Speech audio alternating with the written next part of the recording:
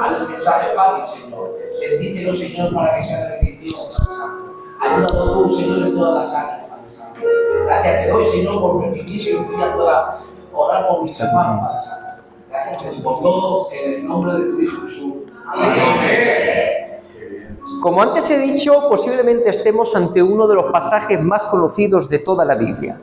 Jesús va en esa barca con sus discípulos cuando de repente estalla una gran tormenta.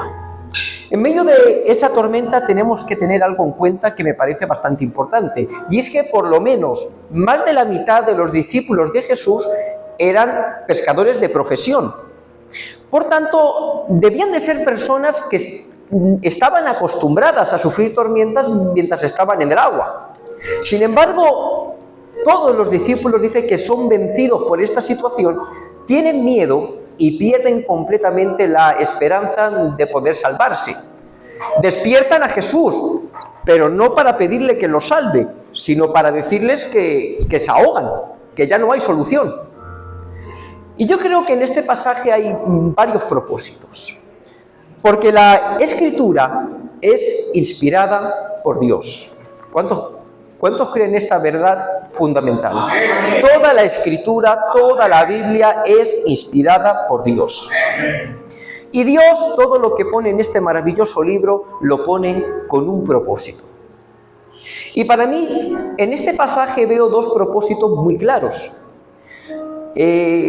Para mí, por ejemplo, el principal propósito de este pasaje es la claridad con la que nos muestra que Jesús es Dios. Porque Cristo, con solo decirlo, con solo dar una simple orden, el viento y el mar obedecen al instante. Mirad, pensar por un segundo en toda la tecnología que la humanidad tiene en su mano. Los millones y millones que se invierten en investigaciones cada año y, sin embargo, si hay algo que la humanidad no puede controlar, es la naturaleza. Hace un par de años, por ejemplo, pudimos ver cómo unas lluvias arrasaban con Valencia. Hace 3 o 4 años vimos como un terremoto acababa con decenas de miles de personas en Turquía. O hace 5 años vimos, por ejemplo, como un volcán en Canarias dejaba a cientos de personas sin casas. Porque el hombre, si hay algo que no puede controlar, es la naturaleza. Pero aquí vemos algo, y es que ese que está durmiendo en la popa, en esa barca, no es un hombre corriente. El que está en esa barca no es cualquiera. El hombre no tiene control sobre la naturaleza, pero el que se encuentra en aquella barca no es cualquiera. El que en ese momento está durmiendo en esa popa, en esa pequeña barca, en el mar de Galilea, es el creador de todas las cosas. Y la creación obedece la voz de su creador. Él es de quien dice en el capítulo 1 de Juan, versículo 3, todas las cosas por Él fueron hechas y sin Él nada de lo que fue hecho ha sido hecho. Él es de quien dice en el capítulo 1 de Colosenses, porque en Él fueron creadas todas las cosas, las que hay en los cielos y en la tierra, visibles e invisibles, sean dominios, sean potestades, sean principados. Dice, todo fue creado por Él y para Él. Sí, hermanos míos, ese hombre que está durmiendo en la popa en el mar de Galilea es el mismo que en el capítulo 1 de Génesis dice que por Él fueron hechos los cielos y la tierra. Él es el que dio la orden y todo vino a existir. Por eso cuando Él manda al viento y al mar que se calme, al instante obedecen, porque Cristo es Dios sobre todas las cosas.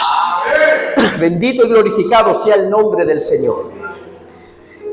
Y creo que el otro propósito detrás de este pasaje es que podamos vernos reflejados en la actitud de los discípulos. Y ese es el tema del mensaje de hoy: cómo atravesamos las tormentas. Porque miren, en momentos donde espiritualmente nos podemos ver por las nubes, yo creo que es fácil mirar a estos discípulos en esa situación y pensar, pero qué incrédulos eran. Ni teniendo al mismo Jesús delante confiaban en que lo iba a salvar.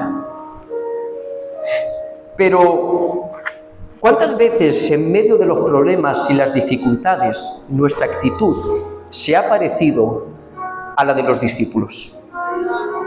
¿Cuántas veces a raíz de una mala noticia en un hospital, o a la espera de los resultados de una prueba médica, o tal vez ante la partida de un ser querido,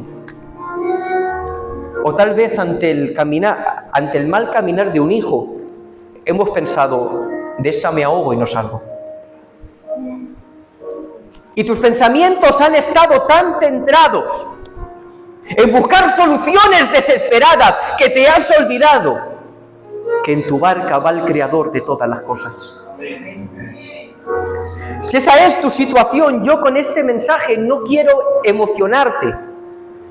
No quiero llenar tu mente de sentimientos con palabras bonitas, sino que simplemente quiero recordarte quién va en tu barca. Y lo primero que quiero hacer, antes de construir el camino que te lleve hacia la verdad de Cristo, es derrumbar el puente que te puede llevar hacia la mentira y hacia la desilusión. Porque estoy seguro que a todos nosotros en algún momento nos han vendido un evangelio de rosas. Un evangelio donde de normal importa muy poco lo que diga la Biblia, sino que lo que importa es estimular tus emociones, que digas mucho amén y, si es posible, que salgas llorando del culto. Estoy seguro que en algún momento puede que por el móvil hayas escuchado a alguien del movimiento satánico de la prosperidad decirte que si tienes fe en tu vida no tienen que haber problemas, no tienen que haber enfermedades y que tienes que tener mucho dinero. Estoy seguro que has escuchado, sobre todo por internet, como digo, a algún falso predicador que te ha dicho que declares y decretes, porque si lo haces en fe, todo se cumplirá. Eso es mentira. Leo las palabras de nuestro Señor Jesucristo en Juan 16:33. Estas palabras os he hablado para que en mí tengáis paz. En el mundo tendréis aflicción. Jesús nunca prometió ausencia de problemas para los que creyéramos en Él. Es más, nos asegura que vamos a sufrir aflicciones. Vivimos en un mundo caído por el pecado y eso tiene consecuencias. Yo siento ser en esta tarde un aguafiestas. Siento decirte lo que muchos no quieren decir en un púlpito. Yo sé que decir estas cosas no conlleva muchos amenes, no conlleva muchos aplausos, ni hará que esta predicación sea memorable. Yo sé que decirte lo contrario te gustaría más y te emocionaría más. Pero yo no soy un estimulante de las emociones, ni un motivador. Soy un predicador del Evangelio, un portador de la verdad. Y una de las verdades es esta: en esta vida vas a tener aflicciones. En esta vida vas a tener problemas. En esta vida es muy probable que atravieses momentos donde la economía no sea la mejor. En esta vida cabe la posibilidad de que te toque enfrentar una enfermedad o ver cómo la afronta un ser querido. En esta vida vas a tener que afrontar momentos donde tus seres queridos van a partir. La diferencia en este tema entre un cristiano y un mundano no es que uno tiene problemas y el otro no los tiene. La diferencia aquí es que uno afronta los problemas con Cristo y el otro los afronta sin Cristo. Y yo en esta tarde te aseguro algo: hay mucha diferencia en afrontar un problema con Cristo a afrontarlo sin Él. Bendito y glorificado sea el nombre del Señor. ¿Cuánto dan un fuerte aplauso a aquel que vive?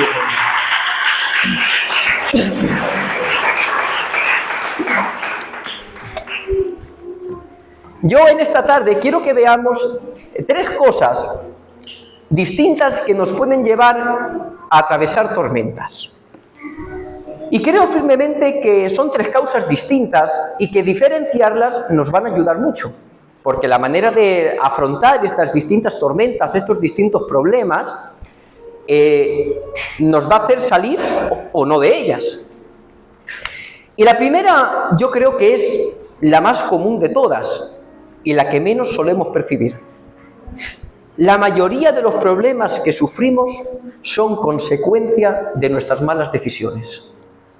Leo en el capítulo 19 de Proverbios, versículo 3, dice: la insensatez del hombre tuerce su camino y luego contra Jehová irrita su corazón. Miren, dos sinónimos de insensatez son imprudencia y irresponsabilidad. El hombre somos tan orgullosos que incluso de aquello que nace de nuestra irresponsabilidad, de nuestra imprudencia, solemos echarle la culpa a Dios. Sí, porque yo debo decírtelo, el 90% de los problemas que solemos tener son culpa nuestra. Miren, os voy a poner ejemplos, ¿vale? Si yo no quiero trabajar, si yo no me esfuerzo por traer el sustento a mi casa, pues tendré como consecuencia escasez económica. Si yo soy irresponsable con el dinero y gasto más de lo que gano, tendré escasez económica. Si yo no cuido mis hábitos, tengo mala alimentación, bebo, fumo, pues lo más normal es que haya una consecuencia en forma de tener mala salud. Pero eso no será una prueba de Dios ni será un ataque de Satanás, sino que será una consecuencia de mis malas acciones. Esto es algo común. Todos cometemos errores. Yo creo, pastor, que sálvese quien pueda, ¿verdad? Amén. Para mí, el error principal no está en no cometer esos errores. Si no los cometes, mejor. Te irá bastante mejor la vida. Para mí, los errores principales en esto está en cómo reaccionamos ante las consecuencias de nuestros propios errores. Porque hemos leído en el capítulo 19 de Proverbios, versículo 3, la insensatez del hombre tuerce su camino y luego contra Jehová irrita su corazón. Muchas veces no somos capaces de reconocer nuestros propios errores, pero sí tenemos la osadía de señalar a Dios cuando nuestros errores nos han conducido hacia ciertos problemas. Ya en sí mismo el hombre no es quien para atreverse a señalar a Dios. Él es el soberano sobre todas las cosas y nosotros simples criaturas. Que si Dios realmente nos juzgase por nuestras obras, no solo merecemos problemas, sino que merecemos el infierno. Pero más grave es todavía si además ese problema lo hemos provocado nosotros y nos atrevemos a señalar a Dios por ello. Cuando estés en medio de un problema, evalúa tus acciones. Comprueba qué es lo que te ha llevado hacia esa situación y te darás cuenta que la mayoría de veces ha sido tu propia culpa. Y podrás corregir y podrás cambiar la mala situación en la que te encuentras. ¿Amén? Bendito sea el nombre del Señor. Hay tormentas que es evidente que vienen provocadas por Dios, para probarnos o para castigarnos. Voy a hablar un poco de ambas, ¿vale? Empezando por las pruebas. Dice 1 de Pedro 1:7, para que sometida a prueba vuestra fe, mucho más preciosa que el oro, aunque perecedero, se prueba con fuego, sea hallada en alabanza, gloria y honra cuando sea manifestado Jesucristo. Miren, la palabra griega que Pedro utiliza aquí para prueba es la palabra dokimón, que puede definirse como poner algo a examen para comprobar su fiabilidad. De ahí la comparación que Pedro hace con el oro y el fuego, porque ahora cuando vamos a vender oro, ¿no? El comprador de oro tiene como una especie como un líquido que lo vierte encima, ¿verdad? Y con ese líquido sabe si es oro o no. Pero eso hace 2000 años no estaba. Hace 2000 años, para saber si el oro verdaderamente era oro, lo ponían al fuego. ¿Qué pasa? Que el oro, a diferencia de los otros metales, no se oxida. Luego, una prueba de Dios es un examen al cual Dios nos somete por medio de una aflicción para ver la pureza de nuestra fe. Por medio de la prueba, Dios saca lo que hay en tu corazón, sea bueno o sea malo. Lo bueno para que lo perfecciones, lo malo para que lo cambies. Un ejemplo bíblico muy claro, por ejemplo, son las aguas de Mara. Dios ha obrado prodigios en Egipto para que Faraón libere al pueblo de Israel. Ha abierto el Mar Rojo para que puedan cruzar. Han visto muchísimos milagros, han visto muchísimas maravillas. Sin embargo, ahora dice la palabra que llevan 3 días por el desierto sin encontrar agua. Y dice que Dios los dirige hacia las aguas de Mara. ¿Qué es lo que pasa? Dice la palabra, y los israelitas no pudieron apagar allí su sed, porque las aguas eran amargas. Dice unos versículos más abajo, allí Jehová los probó. Dios, por medio de esa situación donde el pueblo está sufriendo una aflicción, los va a poner a prueba para sacar lo que hay dentro de ellos. Los israelitas, ¿qué es lo que tenían? Murmuración, crítica, no soportaban a Moisés, y eso es lo que salió a flote. Dice que los israelitas, cuando se ponen delante de esas aguas amargas, empiezan a criticar a Moisés, empiezan a criticar a Dios. Estábamos mejor en Egipto, allí por lo menos comíamos cebollas. Sin embargo, también sale a flote lo que había en el corazón de Moisés. Dice, y Moisés se postró y oró a Dios. Porque la prueba saca lo que hay en ti, sea bueno o sea malo. La pregunta es, cuando Dios te pruebe, ¿qué saldrá de tu corazón? Porque Dios solo se usa de aquellos que son fieles en medio de la prueba. Moisés fue fiel a Dios y Dios lo usó. Dice que conforme Moisés se postra y empieza a orar a Dios, dice, y Moisés clamó a Yahvé y Yahvé le mostró un árbol, lo echó en las aguas y las aguas se endulzaron. Te pregunto, ¿es fácil pasar por la prueba? Por supuesto que no, ¿verdad? No es fácil atravesar una enfermedad. No es fácil ver cómo esa enfermedad la sufre un ser querido. No es fácil atravesar problemas económicos. No es fácil afrontar la partida de un ser querido. Pero en medio de todas esas situaciones, ten algo presente. Dice 1 Corintios capítulo 10, versículo 13. No os ha sobrevenido ninguna prueba que no sea humana, y fiel es Dios, que no permitirá que vosotros seáis probados más allá de lo que podéis soportar, sino que con la prueba dará también la salida para que podáis aguantar. Vemos dos cosas que nos tienen que dar tranquilidad.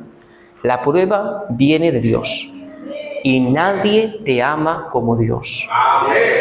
Y si viene de Dios y Dios te ama más que nadie, Dios por medio de las pruebas quiere tu bien y no quiere tu mal. Y número 2, Dios sabe tus límites. Dios sabe hasta dónde llega tu capacidad y no te probará más allá de lo que tú puedas resistir.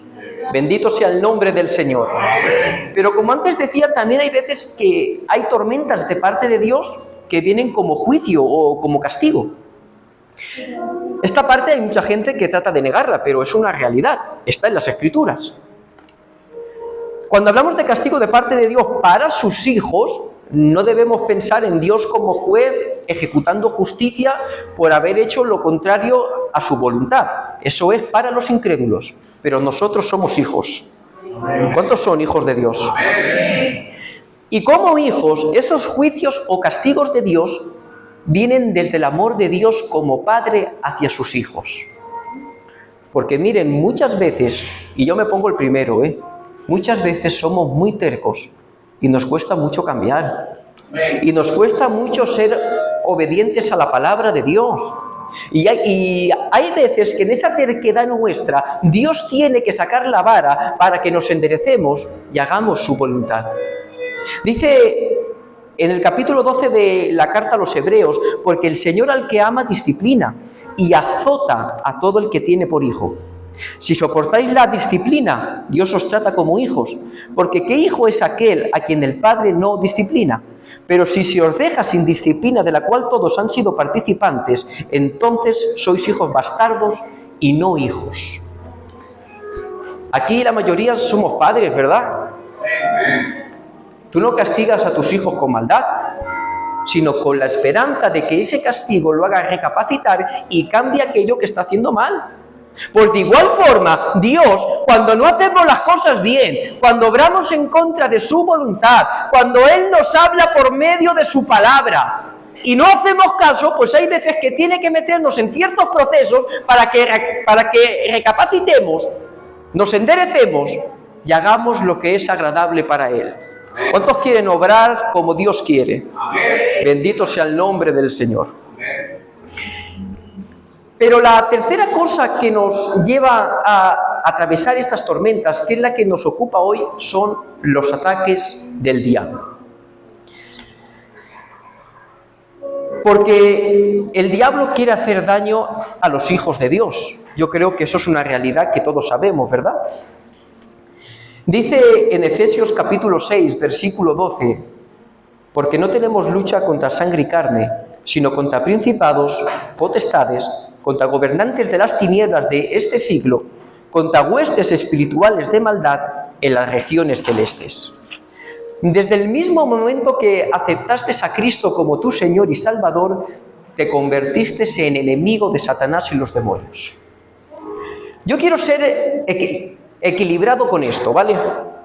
No quiero irme hacia los extremos que mucha gente suele irse, porque cuando se toca este tema y se habla de Satanás y los demonios como enemigos de los cristianos, hay gente que ve demonios hasta en la sopa. Y se comete el error de darle a Satanás y los demonios más protagonismo del que realmente se merecen. Pero sí que quiero hablarles de la verdad de la palabra. El objetivo del diablo no es moverte una lámpara o ponerte un cuadro boca abajo para que te asustes y por las noches tengas miedo de cruzar el pasillo. El objetivo principal del diablo es conducirte hacia el pecado y conducirte hacia la duda. ¿Por qué? Hacia el pecado, porque él sabe que Dios no tolera el pecado y no puede tener comunión con aquellos que lo practican. Por tanto, él sabe que si te conduce hacia el pecado y tú caes en su trampa, tu relación con Dios se debilita. Por eso, uno de los nombres que Satanás recibe en las Escrituras es el tentador. Daros cuenta que la palabra que Mateo utiliza en el capítulo 4, versículo 3, para referirse a Satanás como el tentador, es la misma que utiliza en el capítulo 22, versículo 35, para hablar de las acciones de los fariseos cuando tenían trampas a Jesús para poder prenderlo. Porque eso es lo que Satanás, que Dios lo reprenda, quiere hacer contigo. Que quiere tenderte trampas en el camino que te lleven hacia el pecado y que esas trampas te lleven a dañar tu relación con Dios. Dicho sea de paso, cuando ponemos piedras en el camino de nuestros hermanos, cuando ponemos esas trampas para ver si caen, nos estamos comportando como el mismísimo diablo. Y tu llamado no es aparecerte al diablo, como es evidente, tu llamado es aparecerte a Cristo. Y Cristo no pone trampas a nadie. Cristo levanta y restaura. Como cristiano y cristiana, tú no estás llamado y llamada a poner trampas a nadie. Estás llamado y llamada a levantar y restaurar. Bendito sea el nombre del Señor. Volviendo al tema, Satanás tiende esas trampas. Ahora bien, está en nuestra mano el caer en ellas o no. Porque Satanás pone la trampa, pero el que caes eres tú. Cuando caigas en pecado, no solo culpes a Satanás, porque el principal culpable has sido tú. En el capítulo 4 de Mateo, Jesús nos da una clara enseñanza de cómo enfrentar las tentaciones del diablo. Satanás viene y tienta. ¿Cómo lo enfrenta Jesús? Escrito está. No hay trampa que el diablo te vaya a poner y que antes no esté ya anticipada en su santa y divina palabra. También dice en el capítulo 4 de Santiago, versículo 7, resistid al diablo y él huirá de vosotros. Porque al diablo no se le ataca, al diablo se le resiste. Cuando él viene y te tienta, pero tú te mantienes firme sin caer en sus tentaciones, en obediencia a Dios, él se va a dar cuenta de que tú, capacitado por el Espíritu Santo, estás afirmado en Cristo y que no tiene parte ni suerte contigo. Amén. Bendito sea el nombre del Señor. Amén. Pero como decía, Satanás no solo ataca con las tentaciones, sino que ataca también con la duda, que es el caso que nos ocupa hoy. Porque lo que los discípulos estaban sufriendo en medio de esa barca era duda. La fe surge de la confianza depositada en Cristo. La duda, por el contrario, surge de la desconfianza. Cuando tenemos problemas y adversidades y nuestra mente empieza a dudar de Dios. ¿De verdad Dios está conmigo? ¿De verdad me ama? Si me ama, ¿por qué me pasa esto? ¿Cuántas veces nos hemos hecho esas preguntas? Amén. Es normal que a veces surjan las dudas. El problema es cuando permites que esa duda se afiance dentro de tu mente. Los discípulos en ese momento no eran conscientes de ellos, pero era bastante peor la tormenta que se estaba desatando dentro de sus mentes que la que tenían alrededor suyo.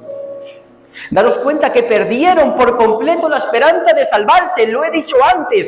Ellos no despiertan a Jesús para que haga un milagro y los salve. Ellos despiertan a Jesús para decirles que está todo perdido. Dice, maestro, levanta que perecemos, que nos vamos al fondo.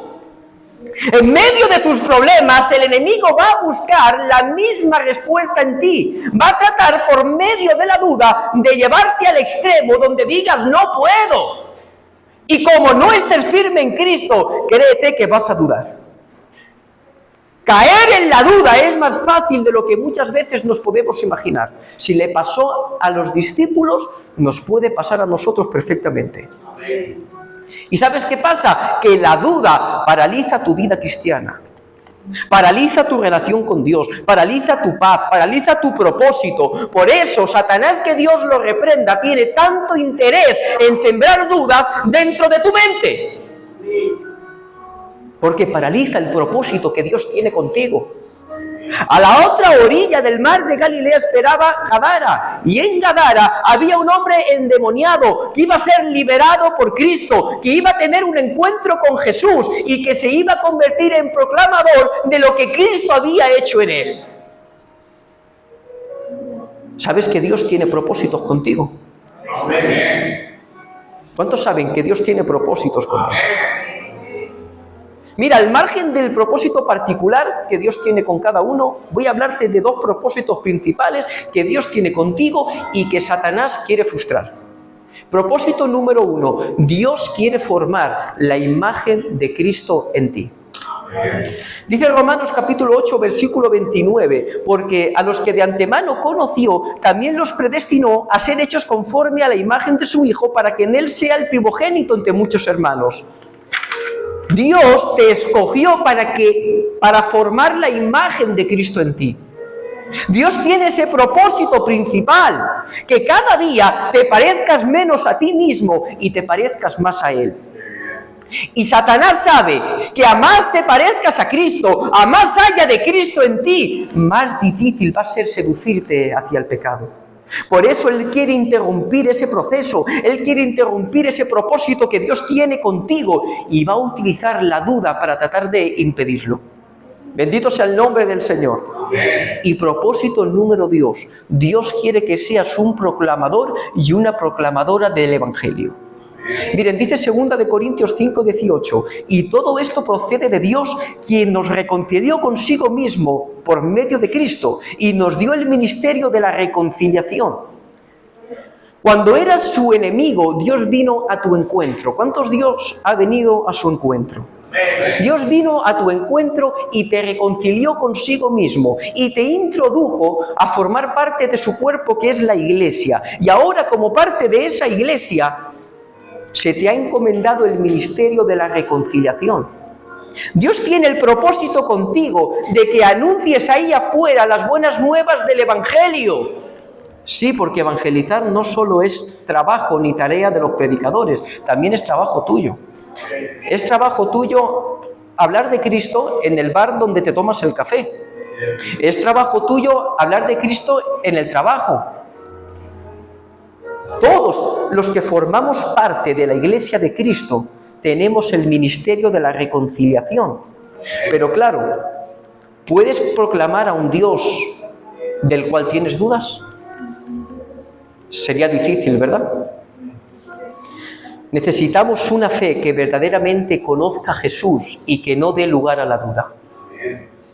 Los discípulos, a pesar de que en ese momento ya llevaban tiempo con el Maestro, evidenciaron que verdaderamente no sabían quién era Él.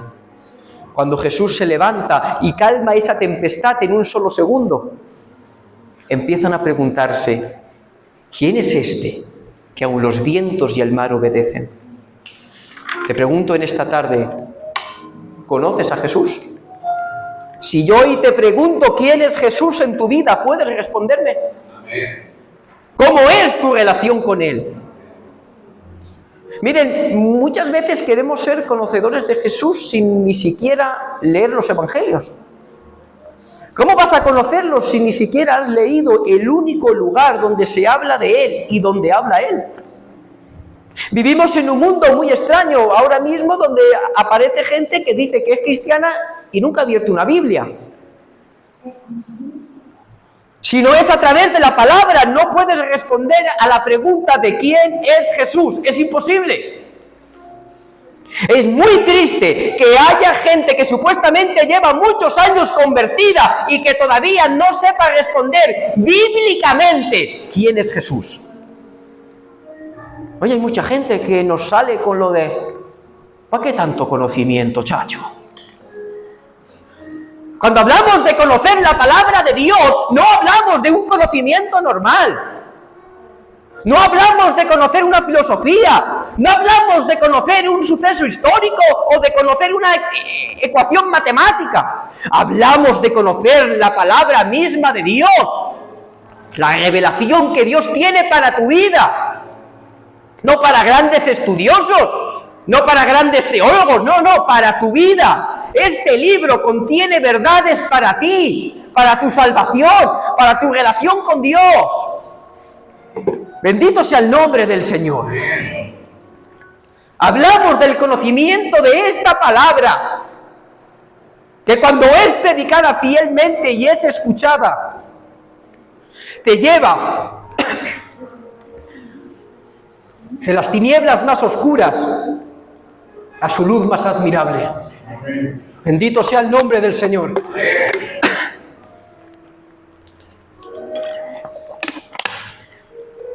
Yo no estoy hecho para chillar palabra.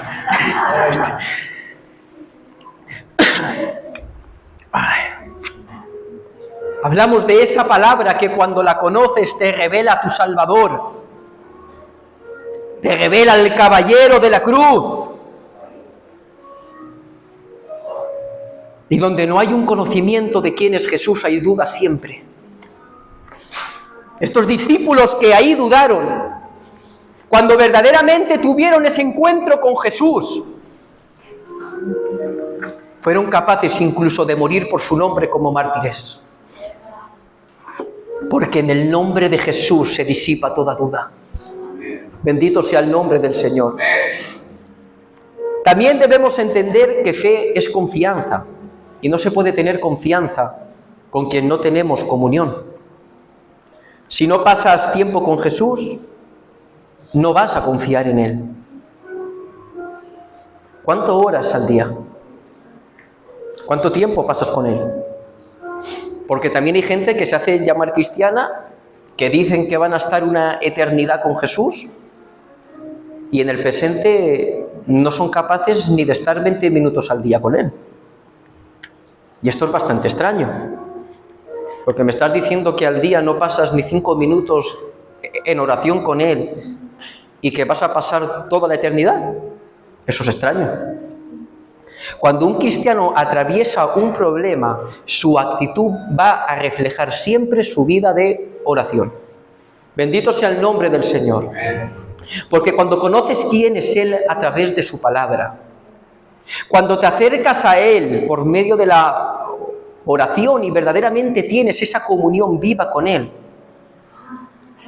las tormentas cambian por completo. Los discípulos vieron que frente a ellos había una gran tormenta. Lo que no vieron fue que en su barca había uno que era más grande que toda tormenta. No vieron que en su barca iba el que tiene control de toda situación, el que no se escapa nada de su mano. Afrontar un problema sin saber quién es Jesús o sin que Jesús vaya en tu barca te llevará a desesperarte, a ahogarte, a pensar que ya no hay salida. Pero cuando sabes verdaderamente quién es Él,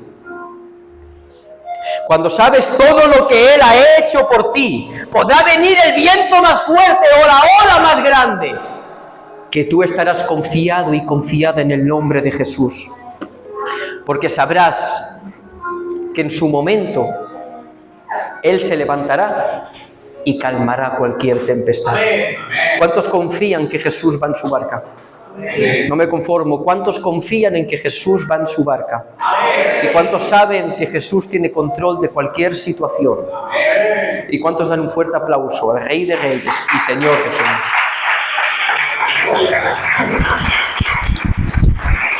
A todos.